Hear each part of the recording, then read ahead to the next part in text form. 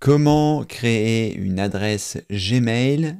C'est ce que nous allons voir dans cette nouvelle vidéo.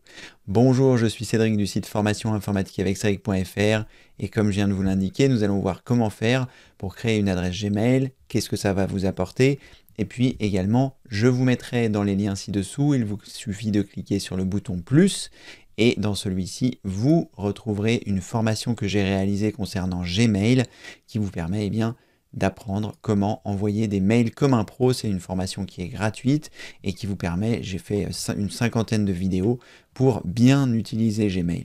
Et puis comme la vidéo comment créer une adresse Gmail en 2018 date un peu, je la remplace par celle-ci.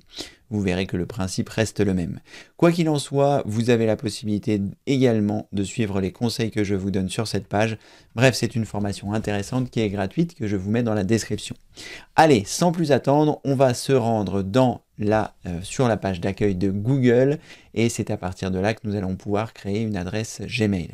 Moi, comme vous pouvez le voir ici en haut à droite, j'ai déjà une adresse qui est là et je vais me déconnecter de celle-ci pour qu'on puisse créer la nouvelle et que vous puissiez voir comment est-ce qu'on fait pour créer une adresse de zéro. Sachez que vous avez également la possibilité, si vous avez déjà une adresse Gmail, d'en créer une autre en choisissant ici ajouter un compte et à partir de là, vous allez avoir la possibilité de créer un compte. Je vous explique vraiment tout ça dans cette formation sur Gmail, comment bien récupérer des adresses externes, si vous voulez consulter d'autres adresses, bref, énormément de conseils que je vous donne dans cette formation. Allez, c'est parti, sans plus attendre, je vais revenir sur l'accueil de Google, je vais me déconnecter avec ce compte, et comme ceci, on se retrouve non connecté, ce qui va nous permettre d'avoir la possibilité de créer notre adresse email. Alors pourquoi créer une adresse email? Parce que ça va vous donner accès à énormément de choses. Déjà, ça va vous donner donc accès à une adresse email, c'est gratuit. Vous allez également avoir 15 gigas d'espace de stockage partagé entre votre adresse email, votre compte Google Drive, votre chaîne YouTube, votre Google Photos, ça va vous permettre d'avoir une chaîne YouTube, etc. En gros, quand vous cliquez sur les 9 points qui se trouvent ici en haut à droite, vous voyez tous les avantages que vous allez avoir en créant votre compte Gmail. Donc, comme je vous le disais, ça vous permettra d'avoir une chaîne YouTube, ça vous permettra d'utiliser l'espace de Google Drive, ça vous permettra d'avoir Google Photos, et tout ça jusqu'à 15 gigas. Donc, vous cliquez ici simplement sur connexion, et à partir de là, soit il détecte que vous avez un compte, soit vous n'avez pas de compte, et auquel cas, vous allez pouvoir avoir la possibilité d'ajouter un compte. Je vais vraiment supprimer mon compte, comme ceci, vous allez voir comment ça se passe dès que vous cliquez sur connexion, parce que là, j'avais encore un compte de mémoriser. Ne vous inquiétez pas, le fait d'avoir fait ça ne supprime pas mon compte, il le supprime juste en haut à droite. Sachez que je ferai une vidéo également qui vous explique comment supprimer définitivement un compte Google, un compte Gmail, c'est pareil. Donc je vous ferai cette vidéo. Si toutefois vous ne souhaitez manquer aucune vidéo, vous avez la possibilité de vous inscrire. Je vous mettrai également un lien ci-dessous sur le point info du vendredi. Toutes les semaines, je sors 2 nouvelles vidéos pour vous apprendre des trucs utiles et géniaux. Donc n'hésitez pas à vous inscrire. Vous cliquez sur « Je m'inscris pour apprendre » si vous arrivez sur la page d'accueil. Ou sinon, directement, ici, vous mettez votre prénom, votre adresse email. Vous cliquez « Je valide mon inscription » et comme ceci, ça vous permettra d'avoir ces vidéos et de ne pas les manquer. Donc, vous êtes sur la page de Google, on va y arriver, je clique sur connexion et à partir de là, vous voyez, je n'ai pas de compte parce que, il vous demande de vous connecter avec votre adresse, mais comme nous n'avons pas d'adresse, voilà. Donc, je vais choisir ici créer un compte, tout simplement, et il vous demande ce que vous souhaitez pour un usage personnel, pour mon enfant, pour le travail ou mon entreprise. Là, ici, on va choisir pour un usage personnel, ce qui va nous permettre d'avoir ces fameux 15 gigas gratuits. Donc vous allez pouvoir mettre votre prénom, votre nom, et ensuite, une fois que vous avez fait ça, vous allez pouvoir mettre votre nom d'utilisateur. Sachez que vous n'êtes pas obligé ici de mettre votre vrai nom et votre vrai prénom. Sachez que vous pourrez également changer ces informations plus tard. Moi, ce que je vous conseille, si c'est pour une première adresse, mettez votre nom, votre prénom, ce qui vous permet comme ceci d'être identifié avec une vraie première adresse de chez Gmail si vous voulez la donner à des personnes. Donc je vais mettre mon nom, mon prénom, et ensuite dans le nom d'utilisateur, à cet endroit-là, vous allez avoir la possibilité de choisir votre nom d'utilisateur. Le problème de ça, on va le voir tout de suite, c'est qu'il y a beaucoup de gens qui ont des adresses Gmail, donc c'est pas toujours facile d'avoir votre nom, votre prénom, @gmail.com. On va regarder ça. Je mets mon nom de famille et ensuite on voit ça. Donc là, le nom d'utilisateur, eh bien, ça va être un petit peu du sport de le trouver. Donc soit vous avez un pseudo que vous aimez bien, mais vous allez voir qu'il y a énormément de choses qui sont prises. Donc si par exemple ici je voulais prendre Cédric Chabroli, tout attaché par exemple, eh bien quand je clique ailleurs, il me dit que ce nom d'utilisateur est déjà utilisé, essayez un autre nom. Et il vous suggère des choses en dessous si vous le souhaitez. Vous pouvez chercher quelque chose qui vous ressemble, soit avec votre prénom, votre nom de famille, vous pouvez rajouter un point, vous pouvez rajouter votre ville, vous pouvez rajouter un certain nombre de choses.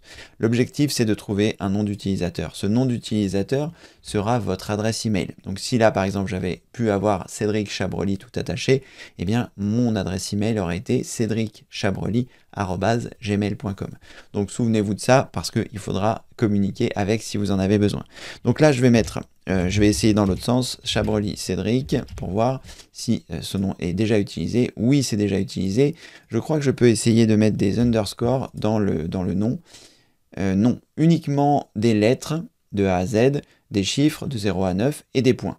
Vous n'avez pas le droit de mettre des tirets, des underscores, etc. Ce ne sont que des points.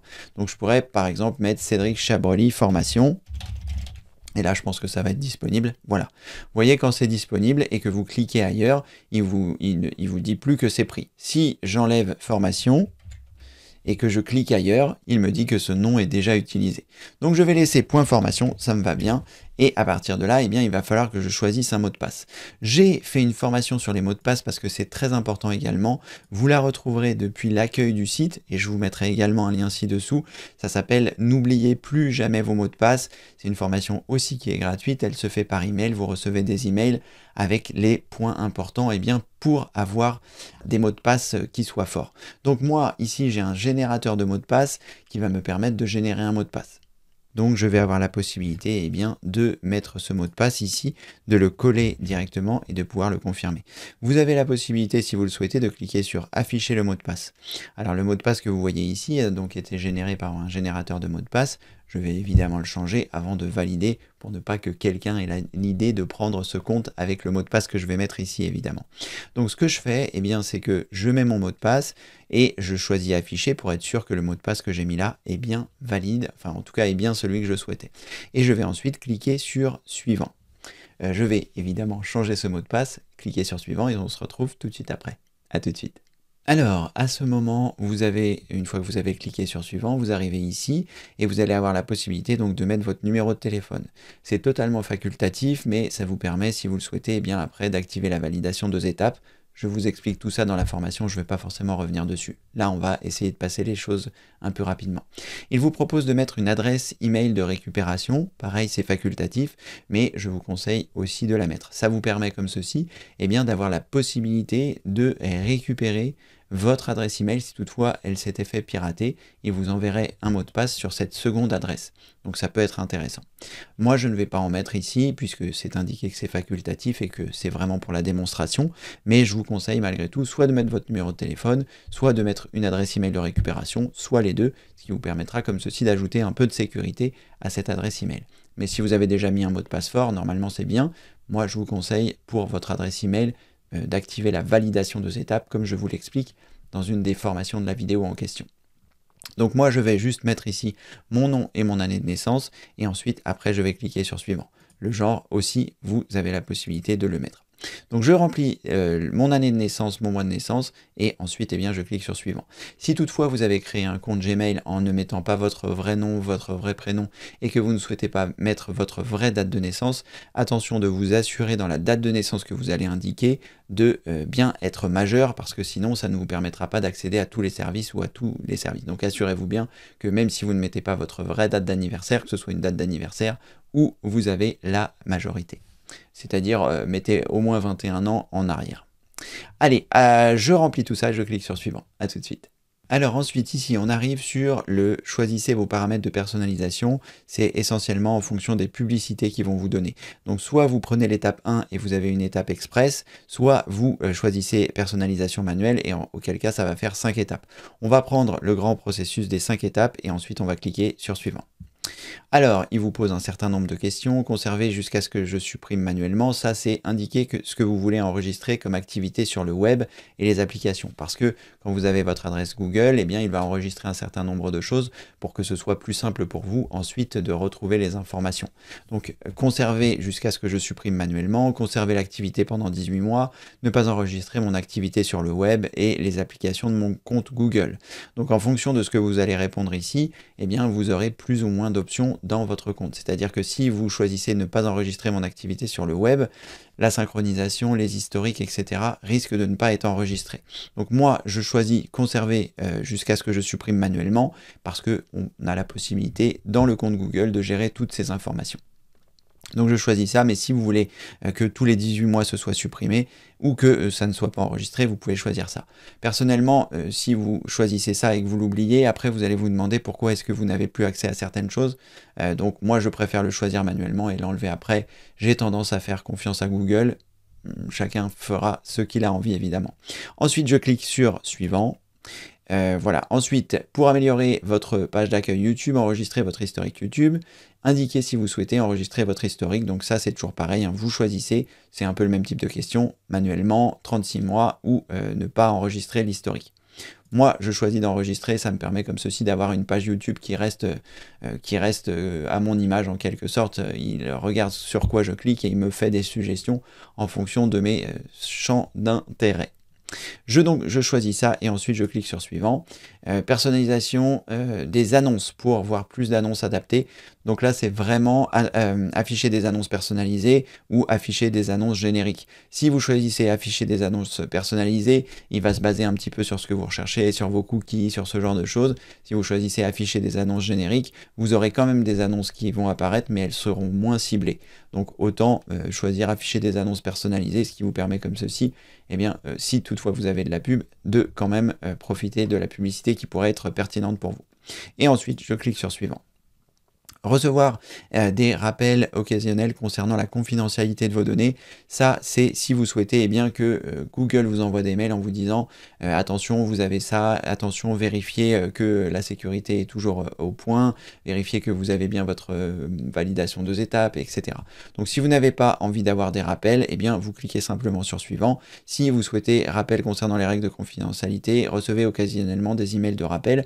Alors moi ce que j'ai tendance à vous dire par rapport à ça, c'est que je ne sais pas si vous me suivez depuis longtemps ou pas, mais quand eh bien, il y a une information qui m'est envoyée, pour ne pas tomber dans des pièges qui pourraient être envoyés par des personnes malveillantes, j'ai tendance à dire merci de m'avoir prévenu, je vais regarder par moi-même.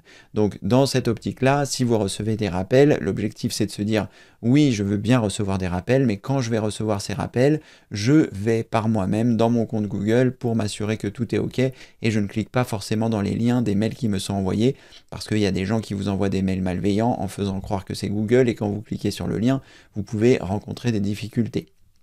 Donc oui, vous pouvez recevoir des rappels, mais attention quand vous recevez ces mêmes rappels, pensez à bien le faire manuellement, c'est-à-dire vous d'aller voir directement dans votre compte Google. Et je vais cliquer ici sur suivant. Il me fait un récapitulatif des différentes opérations, je choisis confirmer ici, il me dit qu'il faut accepter les règles de confidentialité et les conditions d'utilisation, donc je vous les laisserai lire, et ensuite vous cliquez sur j'accepte une fois que c'est réalisé. Et voilà, votre adresse email Gmail est créée et vous avez comme ceci la possibilité eh bien, d'en profiter. Comme vous pouvez le voir ici, j'ai le petit C qui vient d'apparaître, qui est donc la première lettre. Je ne sais pas si c'est mon prénom ou mon nom de famille, puisque mon nom et mon prénom de famille commencent par la même lettre, mais vous aurez une lettre, que ce soit votre prénom ou votre nom de famille. J'ai donc maintenant la possibilité de cliquer ici, et je m'aperçois que je suis bien identifié avec le compte chabroli.cedric.formation@gmail.com, et j'ai la possibilité désormais de cliquer sur Gmail. Je vais donc arriver sur mon adresse Gmail, ce qui me permettra comme ceci, eh bien, de pouvoir configurer mon adresse Gmail. Ici par exemple, autoriser les fonctionnalités intelligentes dans Gmail, Chat et Meet. On va choisir ici confirmer les fonctionnalités, continuer pardon, je clique sur suivant et là personnaliser les autres produits Google, je vais choisir ça.